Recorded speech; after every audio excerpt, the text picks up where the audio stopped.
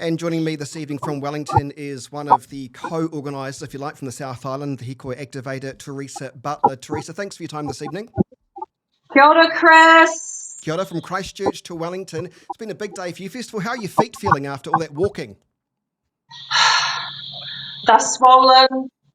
They're happy feet, as you call it. But yeah, absolutely worth every single step today. And it's just, it's been overwhelming. It's been really overwhelming. So I'm just trying to grab, all those images and all the kōrero that we've had here in Pōneke with all of our whānau.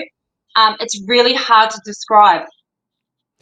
Well, that's the next question I was going to ask you was how would you describe today's event in terms of the crowd numbers, in terms of the crowd behaviour? What do you make of everything when you look back from a big day today? It's like over 50, I'd say over 50,000 people showed up. We walked past the police officer and said, what's the head count? And he was like, look, it's way over 30,000 people. It felt like a whole lot of history has come forth. It felt like we shouldn't be doing this right now. It's 2024. Check yourselves and see when was the last hīkoi, 40 years ago? And we're doing it now in 2024. Everyone was peaceful. The police were smiling. We had gang members out there with their patches on, and they were handing out food, singing waiata, walking with us, and just having a really good time. As a result from today, what do you want to happen now? Because when I went to your rally in Christchurch, was that last week, you made a point of telling people who attended that this is just the beginning, it's not the end. You still want people to be mobilised. But as you know, having worked in the news environment yourself, these things can become the next fish and chip item the next day, so to speak. So how are you going to try to continue to mobilise following today's event? Te kotahitanga, it's keeping everybody together. It's educating everybody about Te Tiriti, about he whakaputanga, about history of Aotearoa, and making sure that those that don't understand are educated. And those that are educated actually share it with their whānau that are on the other side, that are those New Zealand First and National voters opposing what we believe in is the Teresa. When you're supporting a bill like what David Seymour has put out there, it's white supremacy, really. We'll call it that. It colonises action that wants power, control, and money. They don't care about the taiao, they don't care about our people or future aspirations for our grandchildren, for our mokopuna. So we need to come together closer. We need to come together, and we are actually. Today was a clear indication and statement to David Seymour to actually say, hey, thank you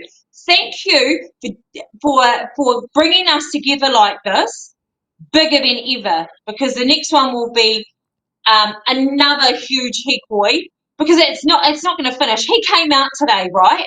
And he waved to the crowd. We all stood there and we thought, who is he waving to? We're not your supporters.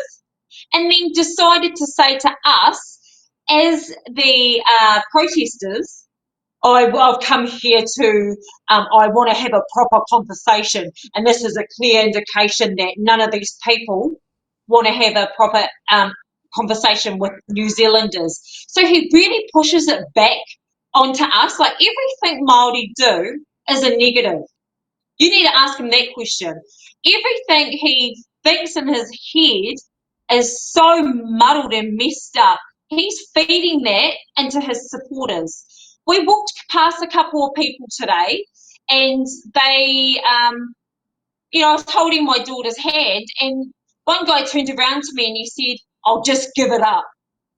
And he was a white male, elderly white male, and I just look at that and I think, wow, this is the New Zealand that we live in.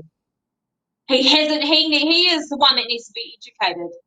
But what I do see also is our future generations here today tangata te reti, which is our Pākehā whānau, which is non-Māori, and Māori, bringing forward, coming together and understanding the balance, right? And the connection that we all have to have for an Aotearoa ho, for everyone to live in Aotearoa, harmonised and loving and just all of those great things. After looking at the bill, I know that submissions were open today, and looking at the bill today with those three principles that have made it this far, what specifically do you find offensive about David Seymour's bill? Everyone has mana, right?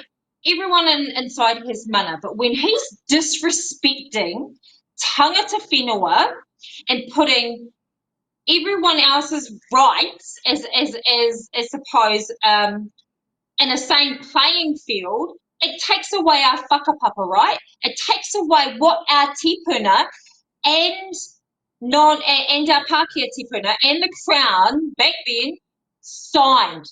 He wants that forgotten.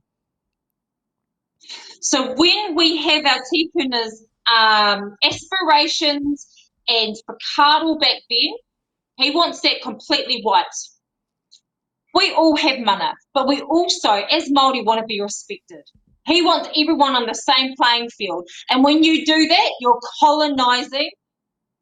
colonising our history, our reo, our tikanga. He wants to wipe it out. Let's forget about that. Let's shove it under the carpet and restart. No.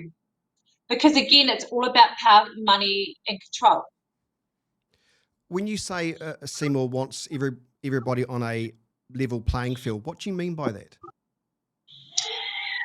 Well, when we have whenua lands, right, that needs to be that people want to build on, we have a process that as Māori we go through, right? And through that process is karakia, getting hapu and mana whenua on board. And making sure, because why? Because they are the people of the land and they understand how it all works. And they are the ones that keep it safe. So when we bring other people into our whenua and they don't understand the history of it, or they don't understand how to look after it, and they have no respect for it, what happens? It becomes commercialised, right? And then there's no disrespect for the people that live around it, for the people that lived on it before. So it's understanding whakapapa, which he doesn't want that. He wants people to be able to come in, be who you want to be, and don't care about tangata whenua. Like, it's me coming into your house, taking your keys and going, right, Chris, I'm going to lay down in your bed, eat your food, and you're going to live this way for the rest of your life. That's what he wants to do. Taking away your rights. He's taking away my rights. Just don't take my dog. Yeah, I'll have your dog, you need to. She's beautiful. Teresa, just finally, where to from here? I know that you're back on a plane from Wellington to Christchurch tomorrow. What's next on the agenda for this movement, if want of a better word? Yeah, look, we're going to have a hui tonight with our activation team. Also, Toi Tui Te Tiriti Aotearoa with Iru Kapakingi. He is a big activator. So I will hui together and see what the next plan of, not attack, just an activation of Aroha. And will we regroup too? I need to speak to our mana whenua, ngai tuahurere, back in Otautahi, and our communities, right? Because our communities, don't forget this, our communities call for these activations, not me.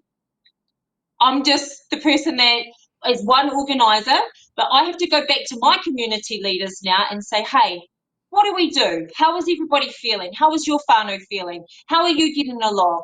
How should we be educating more of our whānau around te tiriti, around actually enrolling to vote, right? That's going to be one of our huge campaigns to make sure that whānau vote. Yeah, voting's important. That's democracy. Teresa Butler, we'll leave it there. Nice to speak with you this evening. Thanks so much for your time. I know it's been a busy day for you. Thank you.